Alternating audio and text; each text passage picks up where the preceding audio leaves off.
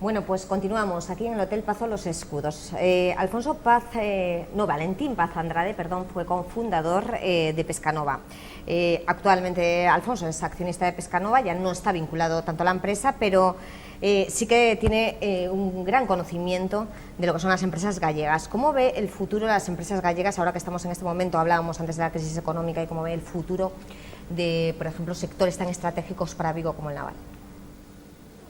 Bueno, el sector naval pues está complicado, es difícil, tiene un gran paralelismo con algunos otros problemas de los que hemos hablado ya en la entrevista, porque también está explicado, es un poco difícil de entender lo que está ocurriendo con el sector naval. Es decir, el sector naval en Galicia es un sector crucial, diría yo, importantísimo para Galicia, sobre todo para la Galicia periférica, la Galicia ribereña, porque aquí se desarrolló una gran industria de la construcción naval, una industria natural, es decir, una industria que surgió como consecuencia de la demanda de un mercado interno.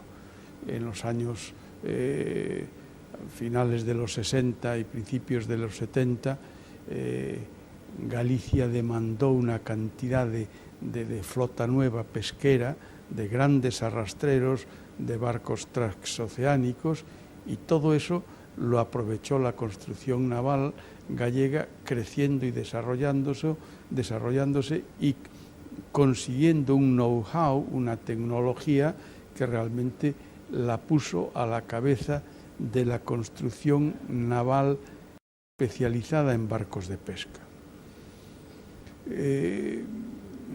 La pesca en España, pues sin aminorar, digamos que se estacionó en su crecimiento, porque hoy las capturas en el mundo de pescado salvaje están estabilizadas desde hace más de 10 años.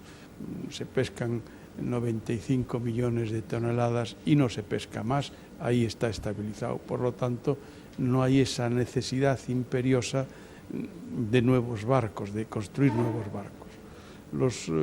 Los astilleros tuvieron que dar un salto, tuvieron que transformarse, tuvieron que rediseñarse, sofisticarse más e incursionar en un mercado internacional, tratando de conseguir un segmento de mercado en el que no tenían demasiada experiencia, y han tenido que ir a hacer buques, pues remolcadores, buques suppliers, offshore, anchor handling, barcos mucho más tecnificados que ya en el resto del mundo hacía años que se estaban haciendo, y que ahí, de forma muy meritoria, los astilleros gallegos han sabido colocarse. Pero todos no han estado suficientemente alerta, o no han tenido un proyecto empresarial lo suficientemente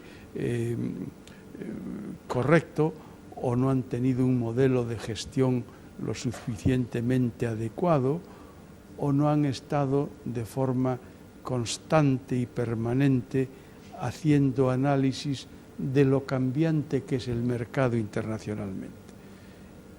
Y esa es la consecuencia que ha generado eso, y ahora las complicaciones financieras han generado dificultad de contratación.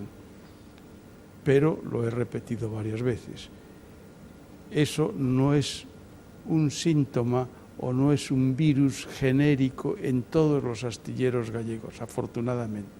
En Galicia hay astilleros cuyo modelo de gestión y cuyo proyecto empresarial sigue dando magníficos resultados y están trabajando a plenitud de su capacidad. Por lo tanto, eso tiene que ser materia de reflexión. Bueno, pues continuamos. No quiero dejar de desaprovechar la oportunidad de preguntarle sobre algunos aspectos de su vida, como sabemos que tiene 2 hijos. No sé si siguen la misma trayectoria profesional que su padre, han seguido por otros derroteros. Bueno, yo, por ejemplo, estuve 33 años en Pescanova, ahora estoy jubilado en Pescanova. Es una empresa que obviamente llevo en mi corazón y sigo siendo consejero, pero mi vida ya es una vida mucho más relajada y más reducida en cuanto a actividad, ¿no? Pero lo que sí es cierto es que no soy una persona que pudiese alejarme totalmente de la actividad empresarial o de la actividad de las cosas que he hecho toda mi vida y las sigo haciendo, ¿no?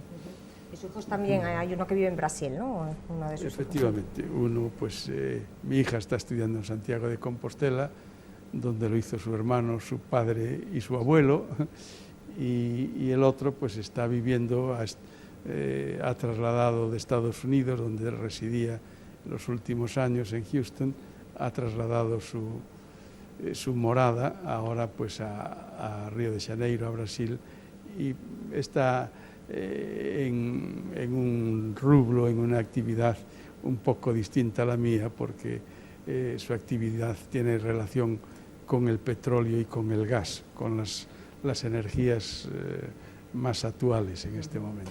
He intentado averiguar algunos aspectos, algunas aficiones que tiene Alfonso Paz Andrade. Sé que antes le gustaba, sobre todo hace años, le gustaba mucho montar a caballo. No sé si sigue practicándolo o ya lo ha dejado o no.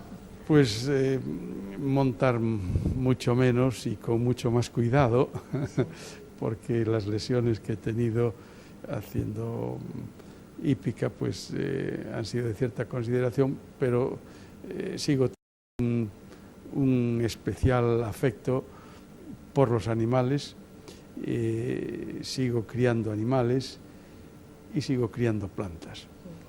También tiene afición por los coches antiguos, tengo entendido. Incluso llegó a tener, no sé si lo sigue teniendo, un Triumph R7. Bueno, yo cuando estuve viviendo en Inglaterra, pues allí, en un momento en que la agencia F pues no me pagaba mal, pues compré un Triumph que aún sigue estando ahí. Aún sigue estando ahí. Sí, O sea, que le gustan los coches antiguos. Sí.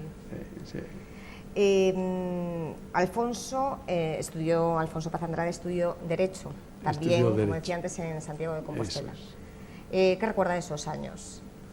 Bueno, esos para mí fueron años memorables, porque yo seguramente viví el Santiago post-troyano, es decir, la última época post-troyana de Santiago, la época en la que aún vivían pues las Marías, cuando las Marías ahora aún eran 3, la época donde se estaba conformando la primer resistencia a la dictadura y donde había los primeros atisbos de oposición peligrosa, los famosos grises. Yo fui presidente incluso de la Tuna de Santiago, donde incorporé un grupo de gaitas que habíamos formado, que se llamaba Grupo de Gaitas Bento Mareiro, y fue la primera vez que la Tuna pues recorrió parte de España y fuimos hasta Portugal incorporando las gaitas gallegas. O sea, a pesar de ser galleguista, una persona que ha estado en un grupo de gaitas, tengo entendido, según los que le conocen, que tiene una manera de ser muy inglesa. ¿Puede ser una educación muy inglesa, una forma de ser inglesa? Bueno, yo creo que no. Lo único que tengo inglés pues es el Triumph y la mujer que vive conmigo, pero nada más. Similitudes hablábamos, volvemos al tema con el que empezábamos para despedirnos, el homenaje a su padre, a Valentín Paz Andrade. Para despedirnos ya, ¿qué destacaría de todo lo que está viviendo en estos días? Con la exposición que hemos vivido ayer, con lo que estamos viviendo estos días, lo que vamos a vivir este jueves. Yo lo que más destacaría, o realmente lo que a mí más me ha llegado pues al fondo emocional, pues es la respuesta general de multitud de personas sencillas y desconocidas y casi anónimas, porque además sé que eso a mi padre lo haría aún pues mucho más feliz, estaría mucho más satisfecho. Hace pocos días en el Paraninfo, pues en una intervención de Axeixas y de Miguel Anxo Seixas también, de Axeito Seixas y José Luis Méndez Ferrín, pues en el coloquio se levantó un individuo estupendo que además tenía una dicción en gallego fantástica y dijo: yo tengo que intervenir aquí porque en mi familia Valentín Paz Andrade fue una figura venerable. Mi padre pues estaba desempleado en los años 40 o algo así y él lo empleó en Barreras, y a mi tío pues lo sacó de la cárcel, y a mis primas no sé qué. Bueno, hizo allí un elogijo. Y tan importante fue don Valentín en mi familia que yo, que he militado en una célula comunista durante la resistencia, mi nombre de clandestinidad era Valentín, y en honor a don Valentín. Me pareció una anécdota preciosa, llena de significado, y como esa pues han surgido cantidad de ellas, porque mi padre realmente atendía a todo el mundo. Hace poco también llamaron desde el Morrazo, hay una señora preguntando y decía: bueno, a miña neta pois ten que facer un relato sobre don Valentín, eu conocino porque hai moitos anos chamámolo aquí, que tiñamos unha asociación, e viu aquí, estuvo con nós e nos falou, e ademais eu quería saber, é certo, non era certo que tiña un canciño moi pequeno que se chamaba Xouba, que era cierto. Bueno, unha señora tamén desconocida, e como esas manifestaciones ha habido cientos de ellas, y hay cientos de adhesiones y de cartas y de, en fin, y llamadas a mi madre, y bueno, pues eso creo que es lo que me parece a mí que tiene más significación, ese gesto espontáneo de una tierra que lo ha conocido y que aún sigue su recuerdo de alguna forma viva y llenando el espacio, ¿no? Bueno, pues Alfonso Paz Andrade, muchísimas gracias por haber estado con nosotros en Televigo, muchísimas gracias por dedicarnos este tiempo a hablarnos de su padre, a hablarnos de este homenaje tan merecido y también de su persona. Gracias y hasta siempre. Muchas gracias a vosotros y muchas gracias a ti. Bueno, pues a ustedes les espero la próxima semana a esta misma hora aquí en el Hotel Pazo Los Escudos. Gracias por su atención y que pasen una buena semana.